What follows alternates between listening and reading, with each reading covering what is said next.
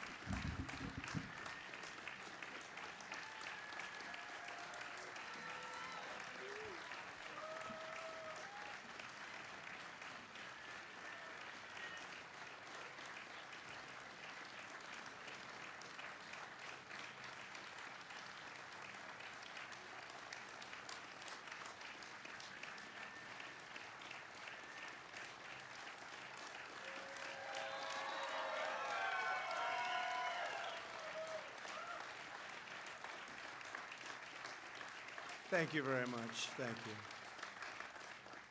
Thank you.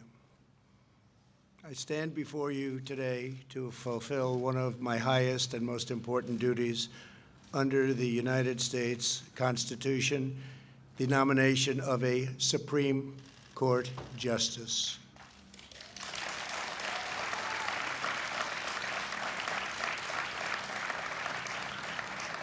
This is my third such nomination, after Justice Gorsuch and Justice Kavanaugh, and it is a very proud moment indeed. Over the past week, our nation has mourned the loss of a true American legend. Justice Ruth Bader Ginsburg was a legal giant and a pioneer for women. Her extraordinary life and legacy will inspire Americans for generations to come. Now we gather in the Rose Garden to continue our never-ending task of ensuring equal justice and preserving the impartial rule of law. Today it is my honor to nominate one of our nation's most brilliant and gifted legal minds to the Supreme Court. She is a woman of unparalleled achievement, towering intellect, sterling credentials, and unyielding loyalty to the Constitution, Judge Amy Coney Barrett.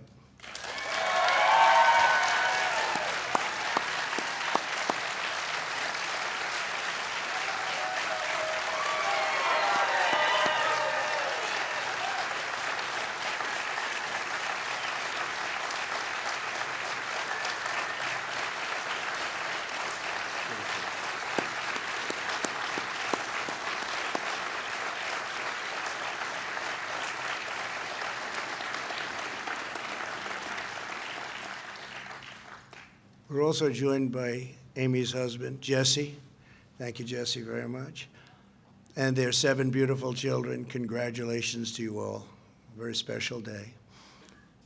With us as well are the First Lady. Thank you, First Lady.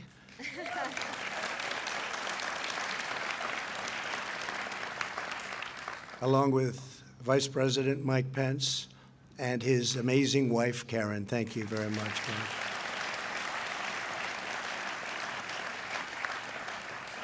Judge Barrett is a graduate of Rhodes College and the University of Notre Dame Law School.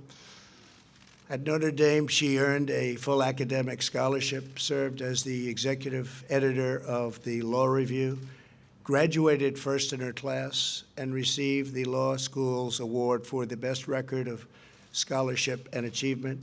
Upon graduation, she became a clerk for Judge Lawrence Silberman on the U.S. Court of Appeals for the District of Columbia.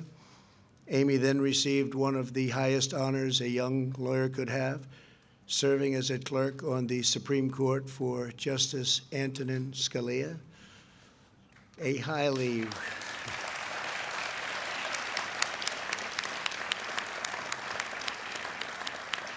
very highly respected law professor at Notre Dame wrote to Justice Scalia with a one-sentence recommendation: Amy Coney is the best student I ever had. That's pretty good. Justice Scalia hired her shortly thereafter, and we are honored to have his wonderful wife, Maureen. Where is Maureen? Maureen Scalia with us today. Thank you. And our great Secretary of Labor. Thank you very much. Thank you, Mr. Secretary. Very good genes in that family, I will say. Very good genes. Before joining the bench, Judge Barrett spent 15 years as a professor at the University of Notre Dame Law School. She was renowned for her scholarship, celebrated by her colleagues and beloved by her students. 3 times she was selected at Notre Dame Distinguished Professor of the Year. When I nominated Judge Barrett to serve on the U.S. Court of Appeals for the Seventh Circuit in 2017, every law clerk from her time at the Supreme Court endorsed her and endorsed her nomination, writing, quote, "We are Democrats, Republicans, and independents, yet we write to support the nomination of Professor Barrett to be a circuit judge. Professor Barrett is a woman of remarkable intellect and character. She is eminently qualified for the job. And I can tell you, I did that too. I looked and I studied, and you are very eminently qualified for this job. You are going to be fantastic. Thank you. Really fantastic.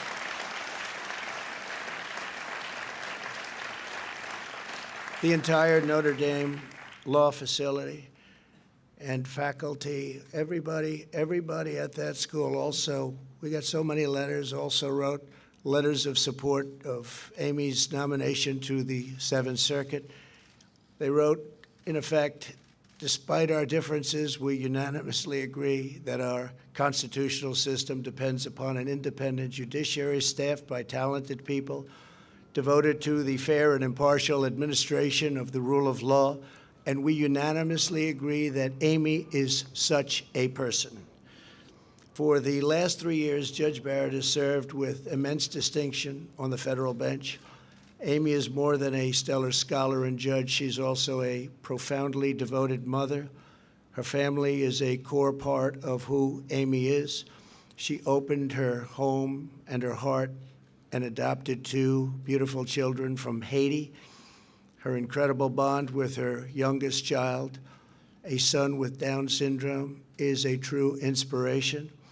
If confirmed, Justice Barrett will make history as the first mother of school-age children ever to serve on the U.S. Supreme Court. That's good.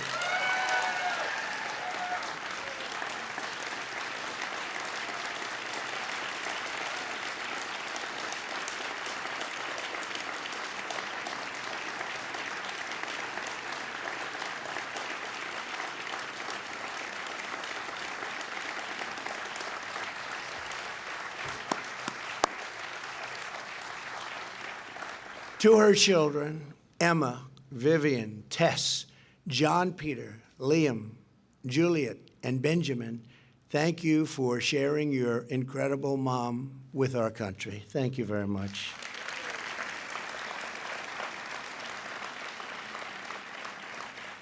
Amy Coney Barrett will decide cases based on the text of the Constitution as written. As Amy has said, being a judge takes courage. You are not there to decide cases as you may prefer. You are there to do your duty and to follow the law wherever it may take you. That is exactly what Judge Barrett will do on the U.S. Supreme Court. I want to thank the members of the Senate. We have so many of them here today. Thank you very much. I see you in the audience, and you're so proud. But I want to thank you for your commitment and to providing a fair and timely hearing. I know it will be that. Judge Barrett was confirmed to the Circuit Court 3 years ago by a bipartisan vote. Her qualifications are unsurpassed, and her record is beyond reproach. This should be a straightforward and prompt confirmation. It should be very easy. Good luck. It's going to be very quick. I'm sure it'll be extremely non-controversial. We said that the last time, didn't we? Well, thank you all very much, and thank you for being here. That's really great. Thank you. Thank you. I further urge all members of the other side of the aisle to provide Judge Barrett with the respectful and dignified hearing that she deserves, and frankly, that our country deserves. I urge lawmakers and members of the media to refrain from personal or partisan attacks, and the stakes for our country are incredibly high. Rulings that the Supreme Court will issue in the coming years will decide the survival of our Second Amendment, our religious liberty, our public safety, and so much more. To maintain security, liberty, and prosperity, we must preserve our priceless heritage of a nation of laws, and there is no one better to do that than Amy Coney Barrett. Law and order is the foundation of the American system of justice. No matter the issue, no matter the case before her, I am supremely confident that Judge Barrett will issue rulings based solely upon a fair reading of the law. She will defend the sacred principle of equal justice for citizens of every race, color, religion, and creed. Congratulations again to Judge Barrett. I know that you will make our country very, very proud. Please, Amy, say a few words. Thank you very much. Congratulations. Congratulations.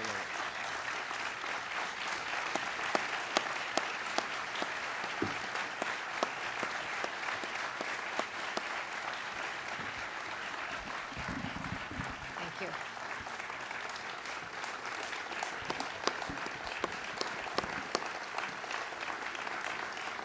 Thank you very much, Mr. President. I am deeply honored by the confidence that you have placed in me.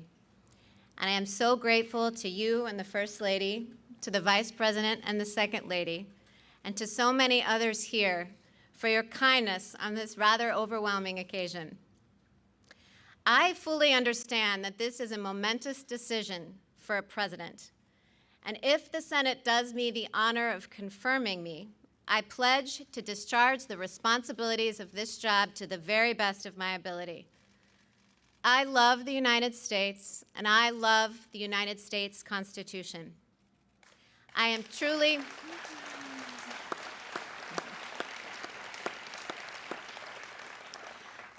humbled by the prospect of serving on the Supreme Court. Should I be confirmed, I will be mindful of who came before me.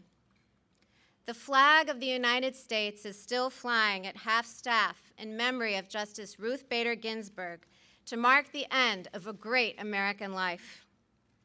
Justice Ginsburg began her career at a time when women were not welcome in the legal profession. But she not only broke glass ceilings, she smashed them. For that, she has won the admiration of women across the country and indeed all over the world. Yes.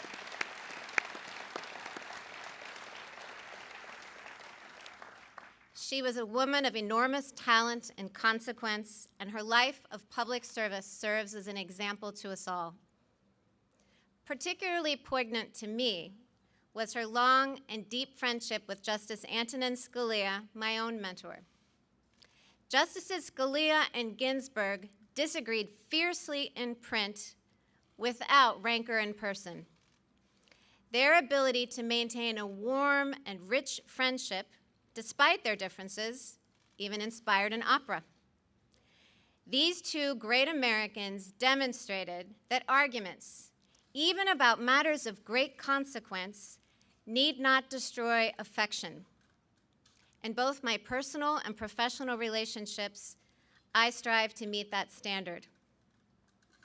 I was lucky enough to clerk for Justice Scalia, and given his incalculable influence on my life, I am very moved to have members of the Scalia family here today, including his dear wife, Maureen. I clerked for Justice Scalia more than 20 years ago, but the lessons I learned still resonate. His judicial philosophy is mine too. A judge must apply the law as written.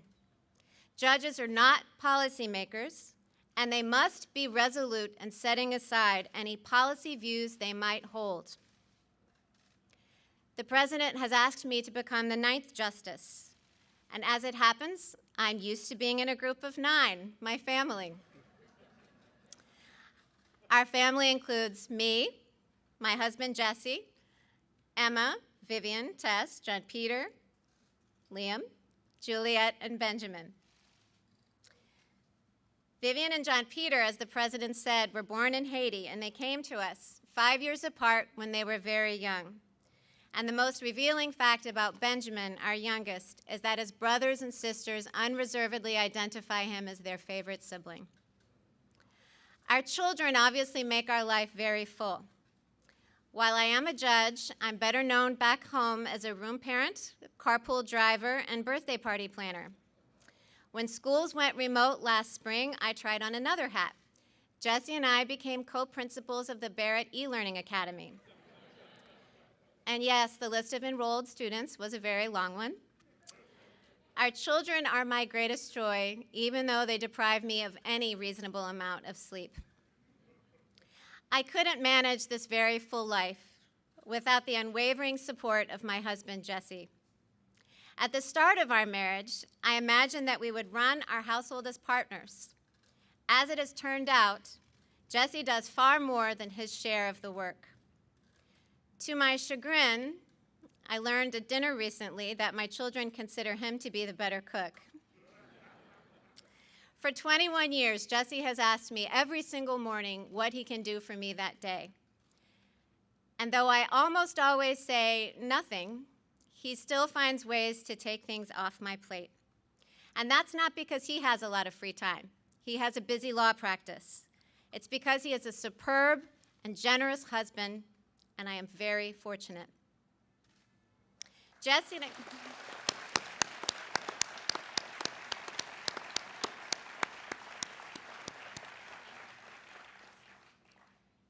and I have a life full of relationships, not only with our children, but with siblings, friends, and fearless babysitters, one of whom is with us today. I am particularly grateful to my parents, Mike and Linda Coney. I have spent the bulk of my adulthood as a Midwesterner, but I grew up in their New Orleans home. And as my brother and sisters can also attest, Mom and Dad's generosity extends not only to us, but to more people than any of us could count. They are an inspiration. It is important at a moment like this to acknowledge family and friends. But this evening, I also want to acknowledge you, my fellow Americans. The President has nominated me to serve on the United States Supreme Court, and that institution belongs to all of us. If confirmed, I would not assume that role for the sake of those in my own circle, and certainly not for my own sake. I would assume this role to serve you.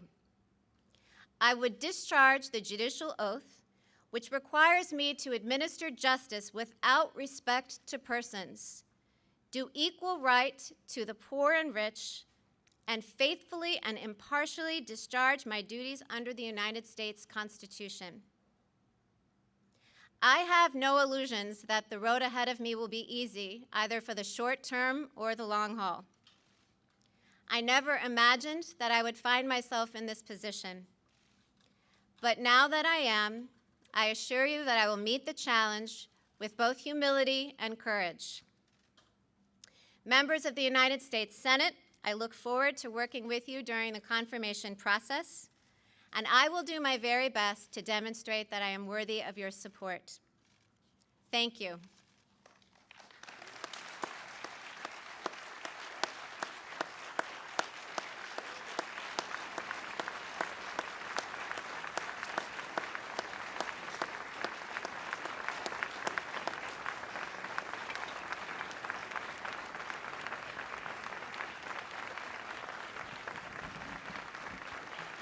Come on up, family. Come on up, family. I want to acknowledge Attorney General Bill Barr. Bill, thank you very much for being here. Chief of Staff, thank you very much. Chief, you're doing a great job. And all of the senators, please, we really appreciate it. And I know you're going to have a busy couple of weeks, but I think it's going to be easier than you might think. So thank you very much for being here. Thank you all. Thank you all very much. Thank you. Congratulations, Amy. Okay,